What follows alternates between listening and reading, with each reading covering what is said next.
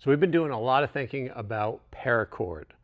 Kind of a weird rabbit hole to go down, but what's really exciting, I think, in paracord is using paracord to reinforce your builds, tension your builds, and really have a stronger structure that's also pretty economical. And that's kind of what we're all about at Maker Pipe. You know, we use connectors and EMT conduit, but I see paracord as a real good possibility on how to reinforce builds. Now, we've done this with steel braided cable, we've done this with ratchet straps, but nothing beats kind of the economics of just paracord. And the thing that kicked this off is I got fed a Facebook ad for these rope rollers. And you might have seen the video that we did a couple weeks ago introducing these, but it's a simple roller cam. So the rope goes through one side, and then this tooth lever actually locks that in place. So you can get tension on it really quick and then hold that tension and release it really simply. So that was a great thing, and it worked really good. We did a couple X braces on the simple frame we have behind us, and it really tensioned it up. You know, it goes from being totally floppy, only 4 connectors and pretty long span, to being pretty rigid when you do an X brace with paracord and these roller cams. So with that success, it really got us thinking, and hence us saying we're thinking a lot about paracord. But we found another product that looks pretty intriguing too, and that is this Cam Jam slide lock, these 2 different ones by Night Eyes. I think that's the company. They have some pretty interesting gadgets and gizmos, but you can see this one is much bigger. Well, these 2 are much bigger than the roller cam, but they operate on the same principle.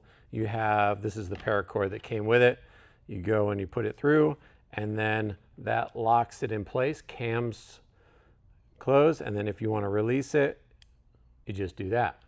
Right? So this one with this orange cord is, it has a working load of about 100 pounds, and then it goes between, it's written on the, oh yeah, nice, thanks Jake, 2 to 5 millimeter paracord, right? And then this one goes all the way up to 250 pounds working load and goes between 3 and 9 millimeter paracord or rope.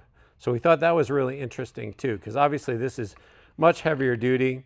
It's kind of neat because you could fit 3/4 inch conduit through, and you could hook on directly to that. You can kind of fit 1 inch EMT in there. It doesn't go all the way to the top, but that looks like that would work. Has other neat features like this lock. So you slide that little piece down and the carabiner won't open. You pop it up and you can gain access to it. It has a lot of features that were kind of neat, and those are the same on both of these, I should say, but this one you can't get EMT through. You might be able to, with the locks on, you might be able to hook on like that or use S-hooks like we were with the roller cam, but I kind of like the bigger form factor. And that got us thinking, is how much working load do we actually need? How strong does it have to be? Because there's a balance there between the economics of, you know, the cost of the paracord, the cost of the roller cams or cam jams. So we did a little test. We got the trusty luggage scale out and made a kind of similar X brace and just cinched it down, saw how many pounds of force it was just tensioning the frame, and it was not much. It was surprisingly little, how little it was. It was less than 30 pounds just with it tensioned. I think it was less than 20 pounds with it just tensioned. And then if you shook the frame or put some sort of load, like a wind load or something like that, it was less than 30. So not much. And that kind of points to, okay, you know, something like the smaller Cam Jam slide lock with 100 pounds working load might be appropriate. Definitely the roller cam could be appropriate for just tensioning and reinforcing your builds, and maybe pushes you away from a heavier duty one like that. So in that testing, we also kind of went, okay, how do we take this one step further? You know, using the concept of a suspension bridge if you're trying to support not only the build and tension it, but support a load. And I just jumped on the bottom pipe without any sort of tension. It just goes right to the floor. I weigh 235 pounds and it just bent immediately. It's a longer span that's unreinforced. But when we put two supporting wires, think like a suspension bridge, right? How much load is that going to transfer up and put on something like this? And it was less than 100 pounds. It was, 70, 80 pounds worth of force, even when I put all of my weight on it. And it didn't bend. It moved a little bit, but it supported my weight. So there's a lot here. There's a lot to think about. Now, we do want to mention, we saw something that was concerning. Because these have little teeth in them, they're actually abrading and kind of ruining the paracord.